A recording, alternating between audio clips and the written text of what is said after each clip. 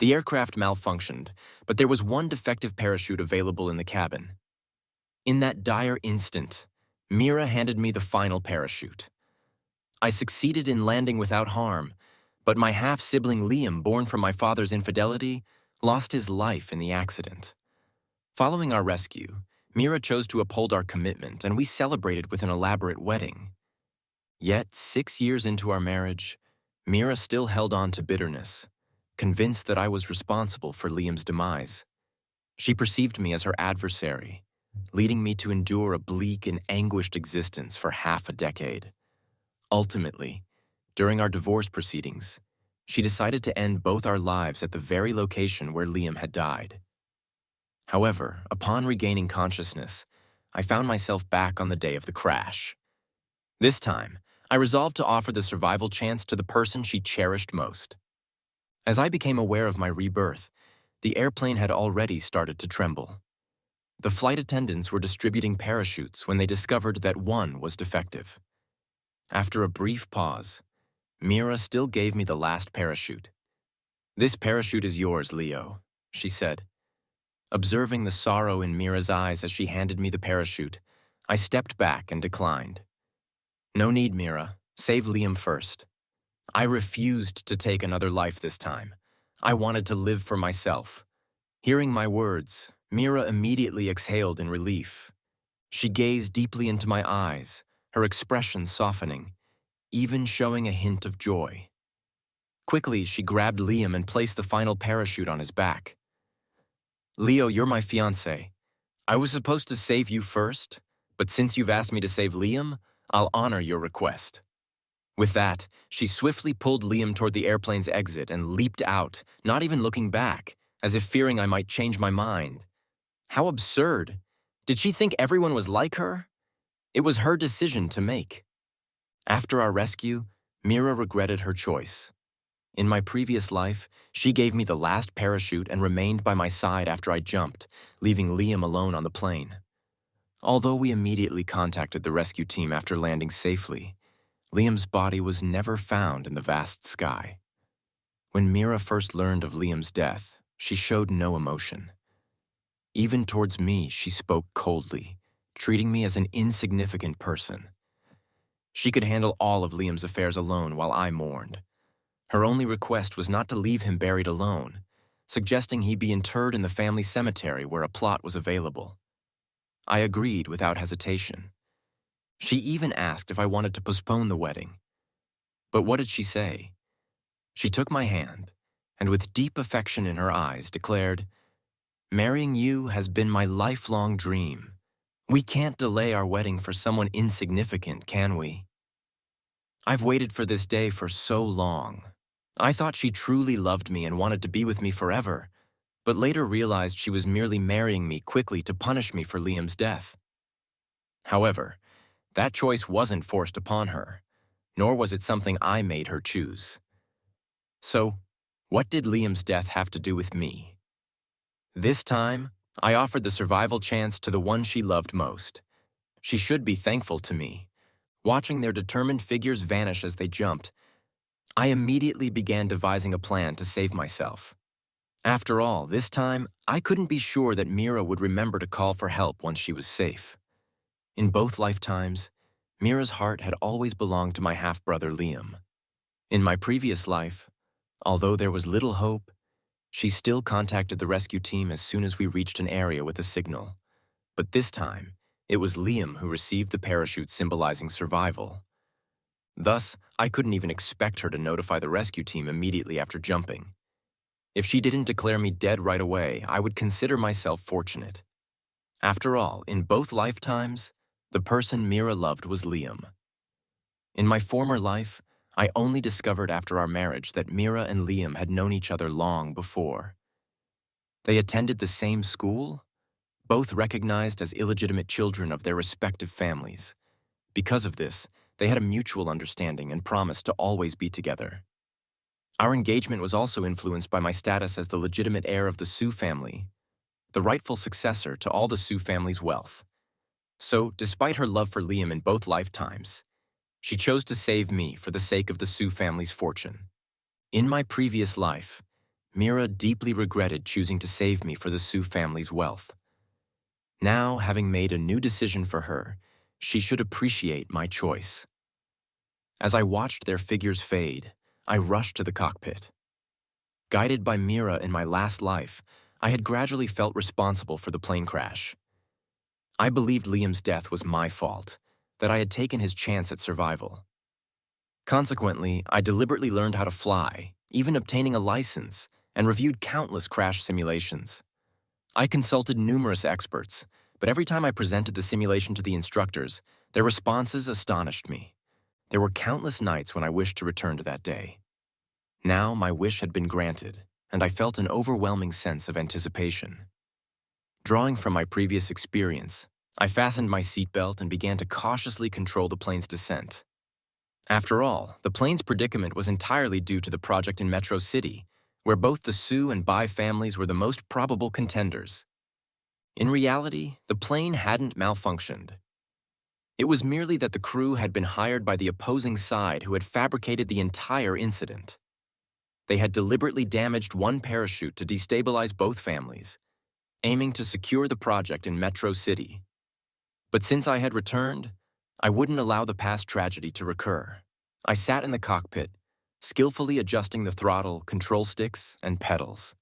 The engine roared back to life, and the rapidly descending plane gradually halted its plunge, even tilting slightly upward.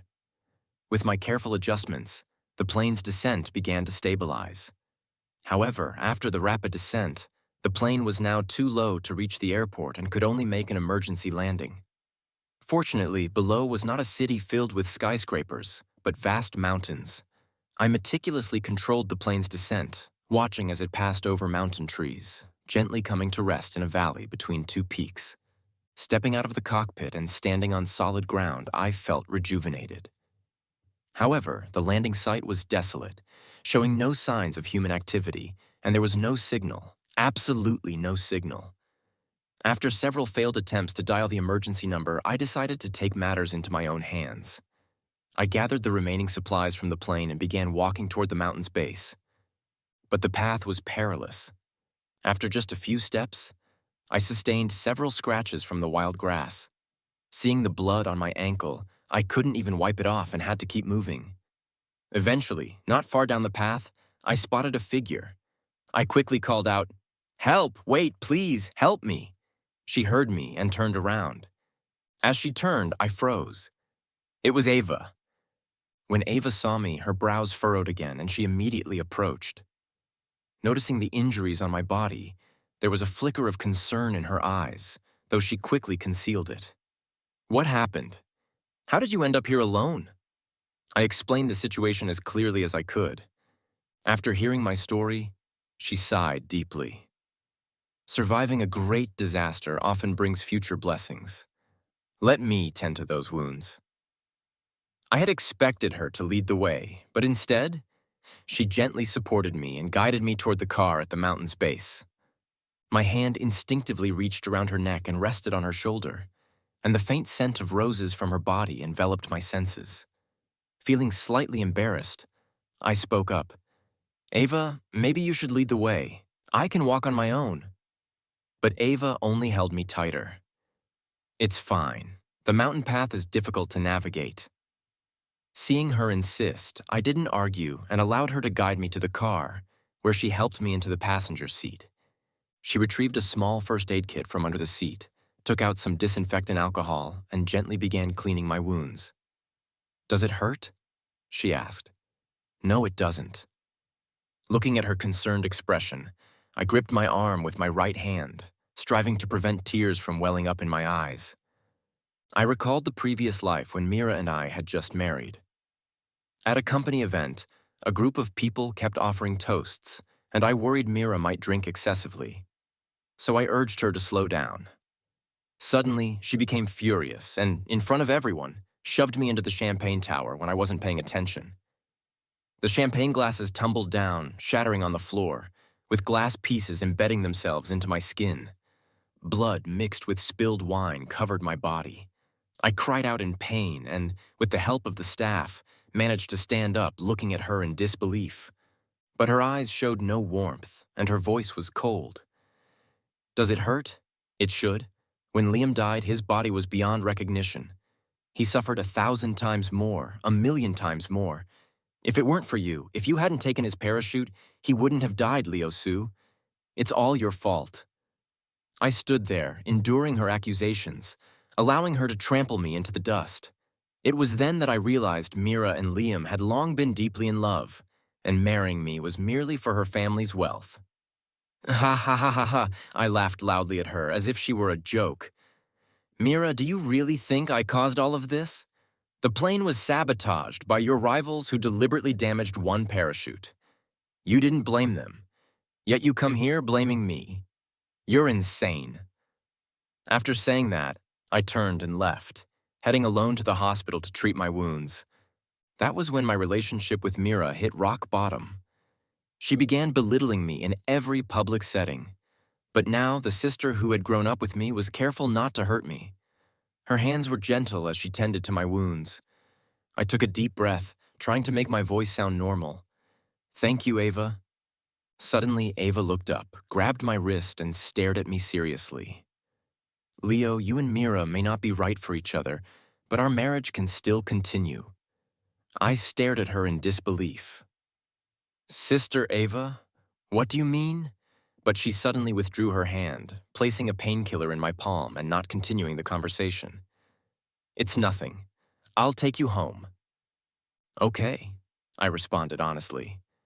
I didn't want to return home. My parents had an arranged marriage, a union of two powerful families that produced me. But after my birth, each found their true love elsewhere. As their child from a past marriage, they both agreed to leave the family wealth to me, but showed no interest in caring for me emotionally. As for Meera, after we married in the previous life, she never took me anywhere public as her husband. She never allowed me to touch her, and when people inquired about me, she would sneer and belittle me. Even after the company merger, she and those around me manipulated me, eroding my shares.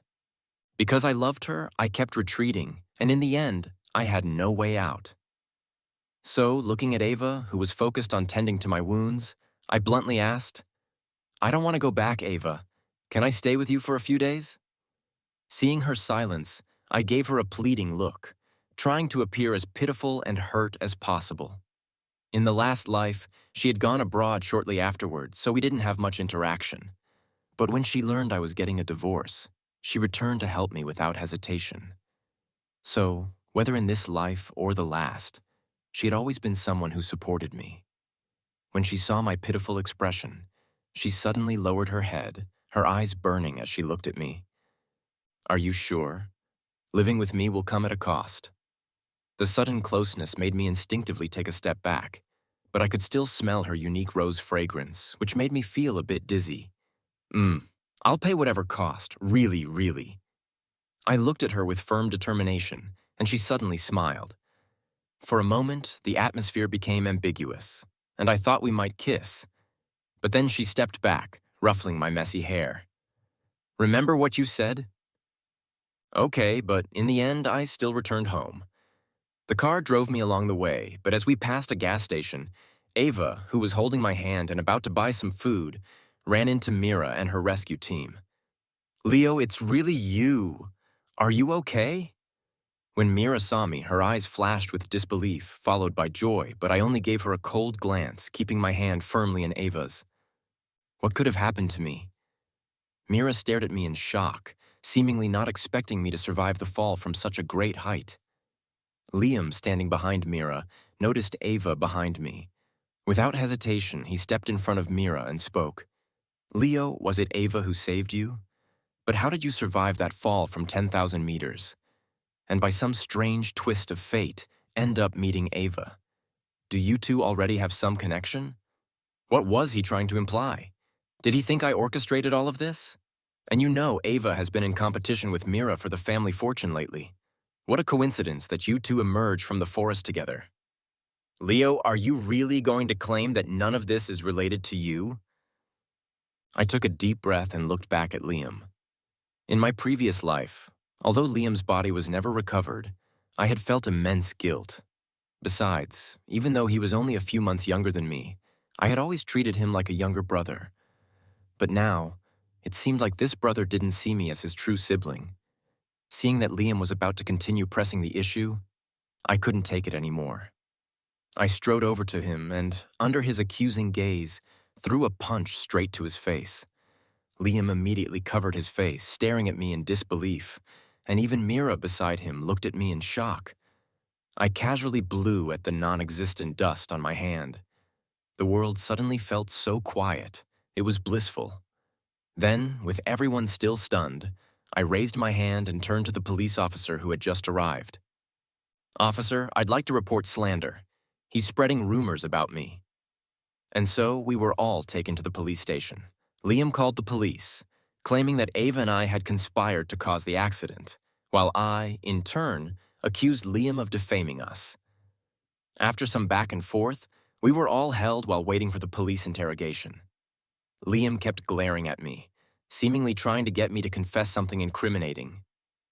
"Leo, we're half-brothers. Meera is your fiancée. Are you really that heartless, wanting us both dead?" I lowered my head, glancing at the bandages on my foot and ignoring him. After a moment, I spoke coldly. "Do you have any evidence for all these claims?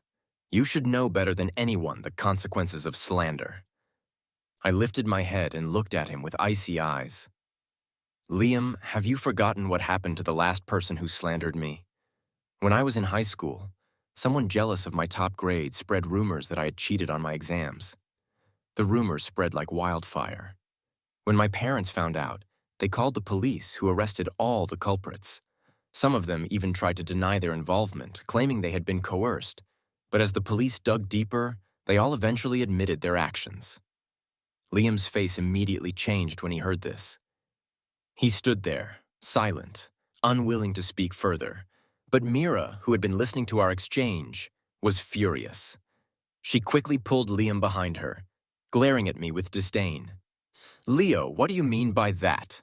The people who spread those rumors about you were already caught. Don't threaten Liam with such things. He was just voicing his thoughts. Is it really necessary for you to act like this?" I gave her a cold look, with no emotion in my eyes. "Since you're so sure, does that mean you were the one who orchestrated my downfall back then?" Meera's face instantly turned pale, but years of experience in business kept her calm. She narrowed her eyes at me and replied with a cold sneer, "Leo, speak with evidence." I couldn't help but laugh. "Now you want to talk about evidence?" You, Meera, enraged by my words, turned pale with anger. Her voice sharpened as she tried to respond. But before she could say anything more, Ava walked out of the interrogation room. Seeing the scene, Ava immediately stepped in front of me, radiating an undeniable sense of authority. "Do you still want to make a move?" I stood behind Ava, smirking as I watched Meera, who seemed to be utterly flustered, eyeing Ava with a mix of fury and confusion. "Ava, I'm his fiancée. Is that so?" Ava deliberately turned to me, her icy gaze suddenly softening into a look filled with tenderness, her eyes seeming to glisten with warmth. "She's your fiancée." I quickly shook my head and answered without hesitation. "No, of course not." Ava chuckled lightly, her voice carrying a subtle allure. She exuded a carefree, relaxed charm, especially with the way her eyes seemed to sparkle. Her gaze made everything else disappear, and I found myself unable to think about anything except those soft, inviting lips. She must be enchanting me. Otherwise, why would I feel compelled to lean in and kiss her? Meera, witnessing this, felt the blood rush to her head. Her face darkened several shades, and she glared at us with obvious malice. Just as she was about to erupt, the police called me into the room to take my statement. Meera had no choice but to relent. By the time we had all been interrogated, the police had a better idea of who the primary suspects were. By the time we left the police station, it was already evening. I was holding Ava's hand, slowly walking out through the main entrance. Just as I was about to get into Ava's car, Meera suddenly spoke up from the side. "Leo, your parents already know what happened today. They're really worried about you and are waiting for you at your villa. Shouldn't you go check on them?" I couldn't help but laugh when I heard that. They were so worried about me that they didn't even bother to call and ask how I was doing. Instead, they just stayed at home waiting for me. What a way to show concern. Moreover, they had both already found their true loves. If it weren't for the prearranged deal to leave their assets to me, they probably wouldn't even consider giving me their wealth. I couldn't help but laugh bitterly when I thought back to my childhood. When I was little, I didn't understand why they got divorced or why they didn't want to see me. In an effort to please them, I tried so hard to excel just to make them smile a little when they signed my report cards. I wanted even the smallest shred of love from them, but even that was nowhere near what they gave their new children. Eventually, I stopped hoping and started celebrating my own successes, whether it was getting the top score or buying myself a little cake on my birthday to mark the occasion. It was during this phase of my life that I met Ava in college. Our families had been longtime friends, and the marriage contract had been set up a long time ago, though the right partner had never been chosen. After my father divorced my mother, he immediately married Liam's mother, only to later claim he had found his true love on the other side. After having Ava, my father had a child with another woman and named her Meera. Though Meera was an illegitimate child, she was still brought back to the family estate and raised there. The marriage contract was supposed to be fulfilled between Ava and me. But when I went to university, Meera began to aggressively pursue me. Having never experienced love before, I completely fell for her after days of intense pursuit. I believed she liked me. No, she loved me. That's why I agreed to go through with the engagement ceremony with her, despite all the opposition from others. They thought that after I married her, she would take charge of everything, leaving me to focus on managing the family business. To them, that was their version of love for me. So when I eventually asked for a divorce in my past life, they naturally refused. To them, my happiness didn't matter. What mattered was that the company was well managed. I also knew that after our marriage, it wouldn't be easy for the two families to divorce.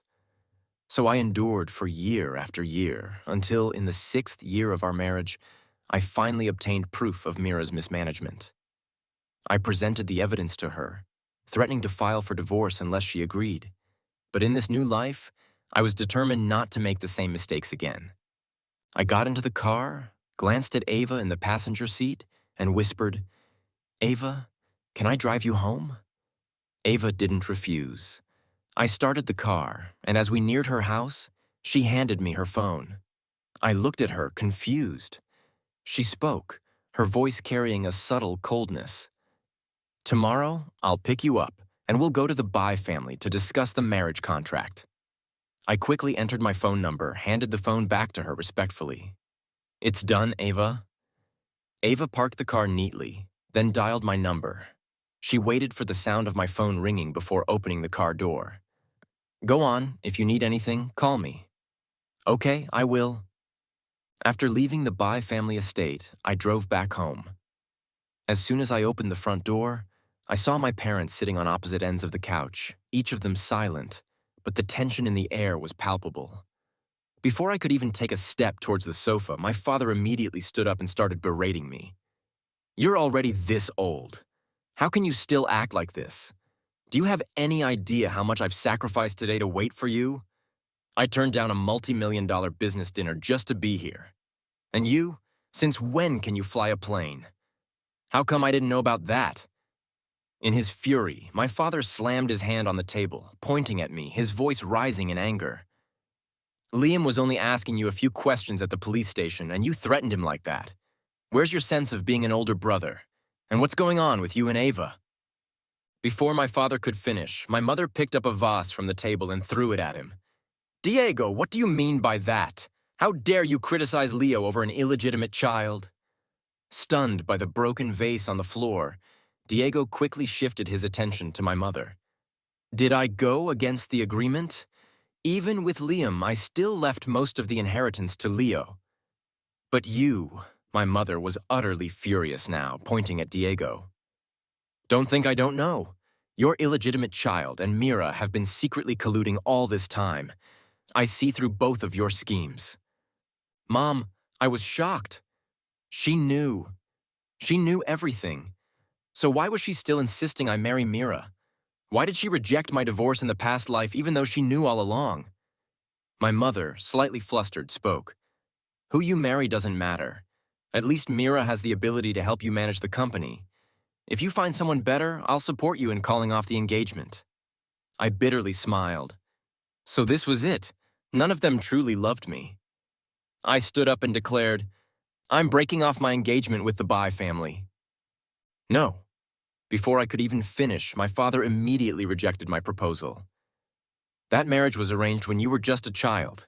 You can't cancel it over something as trivial as this. I don't agree. You don't disagree. My mother shot back. You just want Leo to marry Meera, take our assets, and let your illegitimate son take over. My mother was utterly furious now, pointing at Diego. Don't think I don't know. Your illegitimate child and Meera have been secretly colluding all this time. I see through both of your schemes. Mom, I was shocked. She knew. She knew everything. So why was she still insisting I marry Meera? Why did she reject my divorce in the past life even though she knew all along? My mother, slightly flustered, spoke. Who you marry doesn't matter. At least Meera has the ability to help you manage the company. If you find someone better, I'll support you in calling off the engagement. I bitterly smiled. So this was it. None of them truly loved me. I stood up and declared, I won't cancel my engagement with the Bai family. I'm going to marry Ava.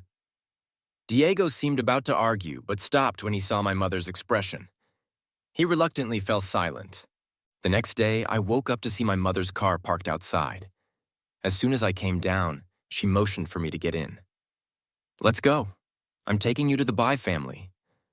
The drive was quiet. By the time we arrived at the Bai family estate, Liam had already gotten there before us. Seeing my mother and me enter, Liam proudly wrapped his arm around Meera's waist. Looking at my mother with smug satisfaction, my mother merely glanced at him with disdain and then immediately got to the point. We've come here to discuss the marriage contract.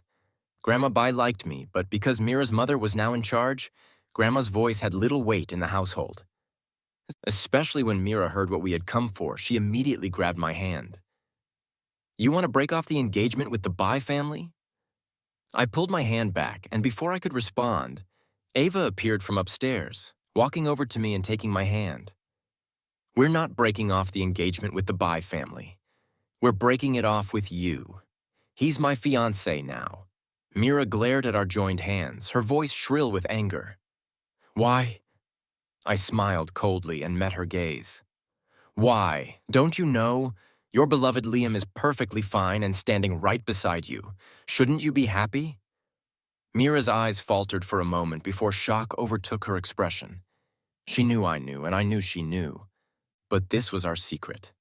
Something we both understood but would never say aloud. Seeing the tension, Grandma Bai sighed in resignation.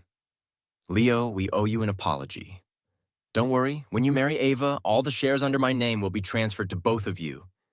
I smiled and turned to Grandma Bai. Thank you, Grandma. I'll have it officially announced by 10 a.m. today. With that, I left the Bai family estate with Ava. I didn't expect Meera to chase after us. Leo, I can explain the reason I did what I did back then. I simply turned and got into Ava's car, rolling down the window and mockingly glancing at Meera. You regretted it back then, so now you should cherish him even more. As soon as my words left my mouth, the car window slowly rolled back up. Ava squeezed my hand and spoke firmly. There's no need to say more to her. She doesn't deserve it. Yeah, you're right. I tightly gripped her hand in mine. We spent the entire day in a villa on the outskirts of the city, enjoying our time together. By the next morning, I packed up and got ready for work. In my previous life, even though I had landed safely, I was still shaken, which caused me to miss out on the Metro City project. Meera, on the other hand, had no competition and smoothly secured the Metro City project. Watching the project double her assets, it was clear to me just how valuable it was. I wasn't about to let that slip by again. While I was working nonstop, Liam came by the office to find me. Leo, this project is really important to Meera. Could you not? No. I firmly rejected him, as I had in my previous life. I wasn't stupid enough to believe that they had pure intentions. If I hadn't threatened Meera with evidence of her mismanagement and forced her into divorce, she would have tormented me for even longer. But just as we were about to proceed with the divorce, she suddenly changed her mind, stabbing me with a knife and setting fire to the villa. She claimed it was all because of the debt we owed Liam. But in the end, she was the one making the decisions, not me.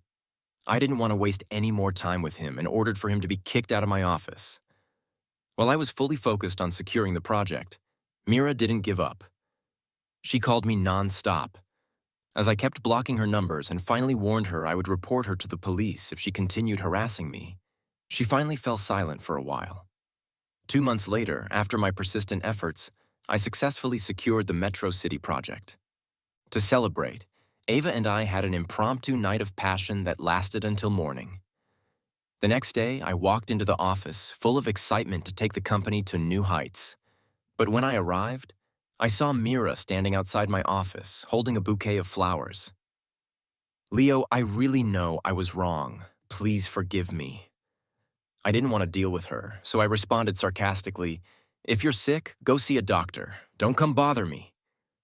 As I turned to walk away, Meera stood up and tried to grab me, but in the process, she accidentally yanked my tie off, revealing the red marks on my neck. "Leo," I snatched the tie from her hand. Meera wouldn't let up, her eyes filled with desperation. "Leo, I really regret it. I know I was wrong. If you forgive me, I'll do anything you want." I sneered, lowering my head to look at her, speaking in a tone only the two of us could hear. "What do you regret? Regretting how you treated me in the last life? Don't you know late remorse is worth less than dirt?" Her face drained of color, her whole body turning pale as she looked at me in shock. I was about to walk past her and head to my office, but she suddenly dashed ahead of me, rushing toward the window. Half her body was leaning out of it, and she screamed, "Leo, if you won't forgive me, I'll jump right now." I looked at her in disbelief. Before I could respond, Ava appeared behind me, pulling me toward her and wrapping herself around me. "It's fine. If you jump now, your mother will be thrown out of the house tomorrow." "You?" Meera stared at Ava in disbelief, clearly not expecting this kind of blunt threat from someone who had always been so gentle. Fuming, Meera climbed back inside and gave me one last longing look as she left the building. I didn't care. My marriage to Ava was progressing quickly, and there were so many things to plan for. When I heard about Meera again from a friend, it felt like a lifetime ago. My friend told me that Meera had been forced to leave the country by Ava. I shook my head. With everything going on at the company during the day and spending time with Ava in the evenings, I had no energy to worry about anything else. It was through my friend that I found out my father had found yet another true love. This new love even gave him a son. And as always, Diego quickly abandoned Liam and his mother, marrying this new woman. Watching himself get cast aside, Liam snapped. He took all the money from Meera's company and fled the country with his mother. Meera had no choice but to strike a deal with Ava. If Ava helped her and her mother escape abroad, Ava would give her a sum of money for their peaceful retirement. Naturally, Meera agreed and left for another country. But what I didn't expect was that on the day Ava and I were getting married, I received the news that Meera had been arrested. She had truly been destined to be with Liam. Otherwise, they wouldn't have run into each other on a foreign street. It was an encounter filled with hatred. The street was notorious for being lawless, and Meera shot Liam in broad daylight before being arrested by the police. But all of this had nothing to do with me anymore. Now, sitting on the couch with Ava's clothes in my arms, I playfully whined, "Ava, those new clothes I bought for you are so cute. Could you try them on for me?" Ava shot me a glance. Her face flushed in embarrassment. "Do you really consider these to be proper clothes with so little fabric?" "Of course they are.